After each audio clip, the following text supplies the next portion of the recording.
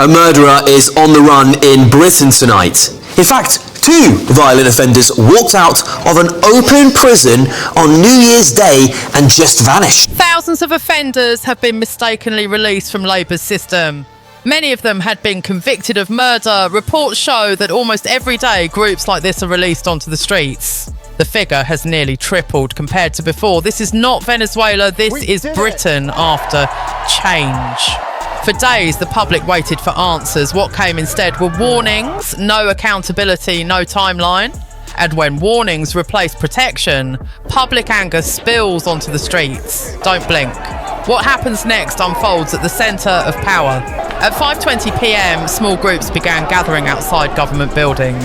There were no banners and no organised rally. People arrived on foot, stopped, checked their phones and waited. Police units were redeployed and barriers went up across the square. By 5:43 p.m, the first clashes erupted. Shouting broke out as officers moved in to make initial arrests. The crowd surged, pulled back, then surged again as sirens cut through the noise and police lines tightened.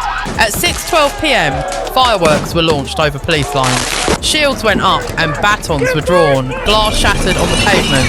Paramedics entered the area as further detentions were made. By 7 p.m, streets were sealed, traffic was halted, and public transport slowed. A brief government statement urging calm was released, but it was drowned out by events on the ground. By early evening, what began as public anger had crossed a clear threshold. Control had shifted from prevention to reaction. Within hours, the impact was no longer abstract. Police confirmed dozens of arrests across multiple locations. As crowd control operations continued through the night, at least over 100 people were treated for injuries, including protesters and officers. Several police vehicles were damaged and multiple storefronts reported broken windows. Emergency services remained on high alert into the early morning. But even as the immediate damage was counted, the core threat had not changed. The escaped offenders were still missing. By day 2, multiple manhunts were running at the same time across different regions. Search teams were deployed, patrol routes were redrawn, and briefings were held behind closed doors. Yet no arrests were confirmed, no locations were released, and no timetable was given for regaining control. Police accepted it. They were no longer in pursuit. They were falling behind. Time slipped away, leads vanished, the trail collapsed, and on the streets there were not enough officers left. Response times slipped. Calls piled up. No live tracking, no real monitoring. By day 3, reassurance collapsed. The effort was ongoing. The results were not, and the offenders were still missing. By the second night, the impact began to register beyond police briefings and press lines. Small changes appeared first. Schools sent brief notices to parents urging caution during drop-off and pick-up. Evening activities were cancelled or brought forward. Local shops closed around 6 to 7 p.m, earlier than usual. There were no exclusion zones announced and no streets officially marked unsafe. Guidance remained general and responsibility shifted quietly to the individual. People adjusted their routines by instinct rather than instruction. For many families, the danger did not arrive as spectacle. It arrived as hesitation. A bus stop after dark, a quieter footpath, a park that emptied earlier than normal. Ordinary spaces felt different, not because they were labelled unsafe, but because no one could say they were safe. Alongside this, an imbalance became increasingly visible. A late payment is flagged within days. A minor administrative error is processed without delay. Yet violent offenders released in error remained unaccounted for, with no clear endpoint for recovery. It was hard to ignore. Precision where compliance is easy, uncertainty where the stakes are highest. This was the moment fear stopped belonging to headlines. It settled into habits and decisions, quietly reshaping daily life, not with alarms or sirens, but with earlier nights, altered routes, and a persistent sense that protection had been replaced by caution. In the aftermath, the government moved quickly to project calm. Statements were issued stressing that procedures were being reviewed and that safeguards remained in place. Officials pointed to administrative failures, legacy systems, and human error. The message was consistent. This was serious but contained. Ministers insisted there was no immediate risk to the public. They emphasised that lessons would be learned and that reforms were already underway. The language was careful, measured and repetitive. Responsibility was diffused across departments and timelines were avoided. Press briefings focused on process rather than outcome. Reviews were announced, committees were named, and technical explanations replaced direct answers.